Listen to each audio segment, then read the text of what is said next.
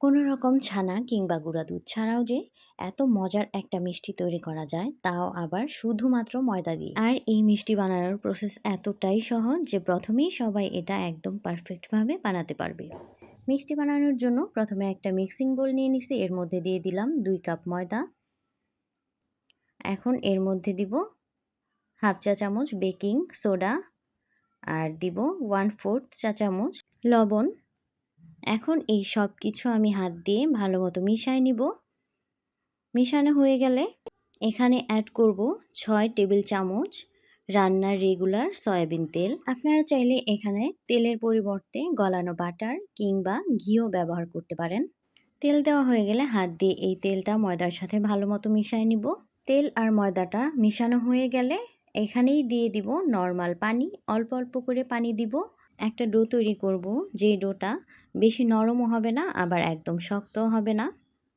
সাধারণত রুটি বানানোর জন্য আমরা মসৃণ একটা ডো তৈরি করি, কিন্তু এই মিষ্টির ডোটা থাকবে অমসৃণ। পানিটা মোটামুটি ডোয়ের সাথে মিশে গেলেই ডোটা আমি রেস্টে রেখে দেব। এই পর্যায়ে আমি আর মথে নেব না, এভাবেই রেখে দেব একটা প্লেট দিয়ে ঢেকে 20 মিনিটের জন্য। 20 মিনিট পর আমি আবার এই ডোটা হাত দিয়ে এভাবে ফোল্ড করে নিব। এভাবে ভাঁজ দিব শুধু। কয়েকবার এভাবে ভাঁজ করে নেওয়ার পর আমি বোর্ডে নিয়ে নিলাম ডোটা, তারপর ছুরি দিয়ে 2 ভাগে ভাগ করে নিছি। তারপর এক একটা ভাগ থেকে আমি ছোট ছোট পিস করে নিব। সবগুলো পিস করা হয়ে গেছে। এখন এক পিস ডো আমি হাতে নিয়ে এভাবে গোল করে হাত দিয়ে চাপ দিব, চাপ দিয়ে মাঝখানে একটু গর্ত করে দিব। বালুশাহী মিষ্টির শেপটা সাধারণত এভাবেই দেয়া হয়। এমন করে আমি সবগুলো মিষ্টি তৈরি করে নেব। সবগুলো মিষ্টি এভাবেই তৈরি করা হয়ে গেছে। এখন চলে যাব চুলায়।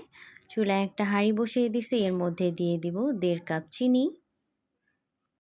আর তার সাথে দিব 1.5 কাপ পানি। একদম সহজ কথা, চিনি যতটুক পানিও ঠিক ততটুক। এখন এখানে 2টা এলাচ আর একটু জাফরান দিয়ে নিলাম। জাফরানের কারণে এখানে কালারটা একটু সুন্দর আসবে। এই শিরাতে বলক চলে আসছে, আর বলক চলে আসার পর আরও 3 থেকে 4 মিনিট এটা আমি রান্না করব চুলায়। আর নামানোর আগে দিয়ে দিব 1 চা চামচ লেবুর রস। লেবুর রসটা কিন্তু স্কিপ করা যাবে না, দিতেই হবে। এখন চামচ দিয়ে নেড়ে আমি এটা চুলা থেকে নামিয়ে নেব। এখন চুলায় একটা ফ্রাই প্যান বসায় দিছি, এর মধ্যে দিয়ে দিলাম বেশি করে তেল। তেলটা মোটামুটি একটু গরম হয়ে আসলেই দিয়ে দিব এর মধ্যে বানিয়ে রাখা মিষ্টিগুলো, আর অল্প তাপে ভাজবো। মিষ্টিগুলো একটু বড় হতে শুরু করছে সাইজে, এই কারণে একটু সরিয়ে দিচ্ছি। একটু ব্রাউন কালার হয়ে আসলেই মিষ্টিগুলো আমি উল্টে দিব। তারপর ওই পাশটাও আমি ভালো মতো ভেজে নেব। ভাজা হয়ে গেছে, এখন চুলা থেকে নামায় নিব। ভালো মতো তেল ছেঁকে উঠায় নিব, আর তারপর এই মিষ্টিগুলো গরম থাকতে থাকতেই শিরাতে দিয়ে দিব। মনে রাখবেন, মিষ্টিগুলো যখন শিরায় দিবেন মিষ্টি থাকবে একদম বেশি গরম, চুলা থেকে নামিয়ে সাথে সাথে দিবেন শিরাতে, আর শিরাটা থাকবে কুসুম গরম। মিষ্টিগুলো শিরাতে দেওয়ার পর 2-1 মিনিট শিরাতে ভিজিয়ে তারপর উঠায় নিতে হবে। এর চেয়ে বেশি ভিজিয়ে রাখলে মিষ্টিগুলো নরম হয়ে যাবে বেশি। এই বালুশাহী মিষ্টিটা ওপরটা থাকবে একটু শক্ত আর ভিতরটা একদম নরম। এটাই এই মিষ্টির বৈশিষ্ট্য।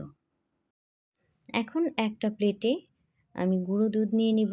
দোকান থেকে কিনে আনা 10 টাকার প্যাকেটের 2 প্যাকেট নিয়ে নিছি, আর দিয়ে দিলাম সামান্য ঘি।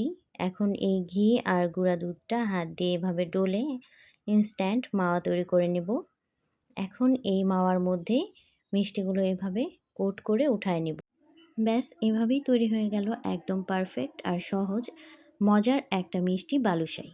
একটা মিষ্টি আমি আপনাদেরকে হাত দিয়ে একটু ভেঙে দেখাচ্ছি যে কতটা পারফেক্ট আর নরম হয়েছে মিষ্টিটা। হাত দিয়ে একটু চাপ দিলেই সহজেই ভেঙে যায়, আর মুখে দিলেই মিলিয়ে যাবে, এত মজার আর সফট একটা মিষ্টি এটা। শুধুমাত্র ময়দা দিয়ে তৈরি হলেও এই মিষ্টিটা খেতে ভীষণ মজার। ছানা কিংবা গুঁড়ো দুধের মিষ্টির চেয়ে কোনো অংশে কম না এটা।